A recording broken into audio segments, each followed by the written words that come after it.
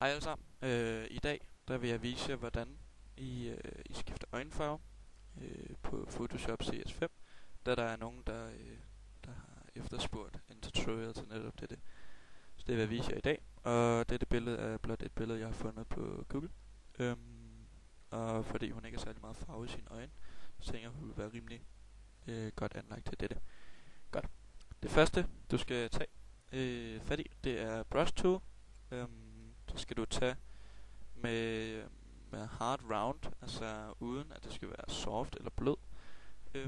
Så skal du ellers finde en størrelse, der nogenlunde passer til øjet. Det gør ikke noget, den er lidt større, men den skal helst ikke være mindre. Godt.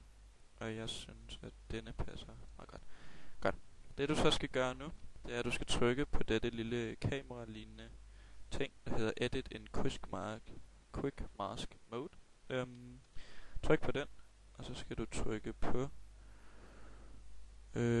øjet, sådan der, og øjet, sådan der. Sådan. Godt. Så skal du trykke på det lille kamera lignende ting igen. Og så skulle den meget gerne være indrammet, men det hele billedet er indrammet, derfor skal du gå op i Select, og så sige Inverse. Eller Shift, Ctrl og I. Sådan. Så er det kun øjet og lidt af øjenvippen, men det er irrelevant lige pt, der er blevet indrammet. Godt. Så går vi ind i Layer, og så siger du New Fill Layer, og så Solid Color. Og disse ting kan du bare gøre efter mig, det betyder ikke så meget. Siger du OK. Og så vælger vi ellers en farve, og der tager vi sådan en lidt skrab blå som denne. Siger OK. Og så går du ned i denne på dine layers, og så tager du ellers imellem alle dem her, så trykker du bare på den nederste her, og så kan du bruge din piltaster til at gå opad, indtil du synes, du har fundet en flot en. Se, nu har jeg allerede fundet en flot en, synes jeg selv, på color her, så den vælger vi. Så skal du sørge for, at du ikke er på det her mere, så du kan bare trykke ned på dit layer her, tryk væk fra det, og så tryk på layeret igen. Så er du igen på denne mere. Godt. Nu zoomer vi så ind.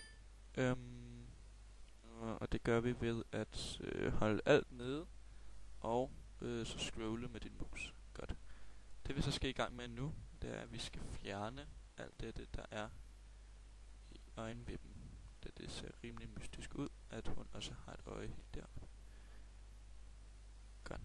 Det du gør for at gøre det, det er, at du trykker på Eraser Tool, og så begynder du bare at slette rundt om. Og så gør vi det på det andet øje også.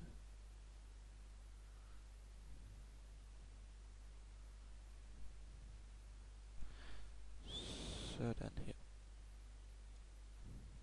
Så ser vi, om det ser nogenlunde ud. Det er selvfølgelig ikke det endelige resultat, men det her det bliver også kun en hurtig tutorial i, hvordan man gør det. Godt. Så er det også ret vigtigt, at du får slettet pupillen. Da pupillen den jo er sort og for sig selv, og skal ikke have nogen farve, som resten af øjet har. Så der kan du igen bare tage Eraser Tool, og så bare slette farven, der ligger ovenpå den. Sådan her. Så plejer jeg som regel lige at fjerne her rundt i kanten også, så den får originalfarven rundt i kanten. Det giver et ret cool look. Sådan her. Det ser lidt bedre ud, synes jeg selv, i forhold til det vi havde før med, den har en lidt blødere kant, eller hvad man skal sige. Det giver den en mere markant kant, og gør, at man skal se, det nærmest er indrammet, eller hvad man skal sige. Sådan her. Og det er egentlig bare sådan, man fjerner øjenfarve, eller ikke fjerner øjenfarve, man skifter øjenfarven. Kan gøre det mere interessant. Ja, og det var egentlig bare den simpleste tutorial, jeg kan give til dem, da det skal være så brugervenligt som muligt. Godt. I må meget gerne skrive i kommentar, skrive hvad I gerne vil have som det næste, jeg skal lave som et tutorial her på Photoshop. Det skal helst være noget simpelt. Det skal ikke være alt for besværligt, da jeg selv er rimelig nybegynder til dette. Men ja, bare skriv i kommentar, og selvfølgelig like, hvis I kunne lide denne video. Ellers så have en fortsat god onsdag. Hej hej.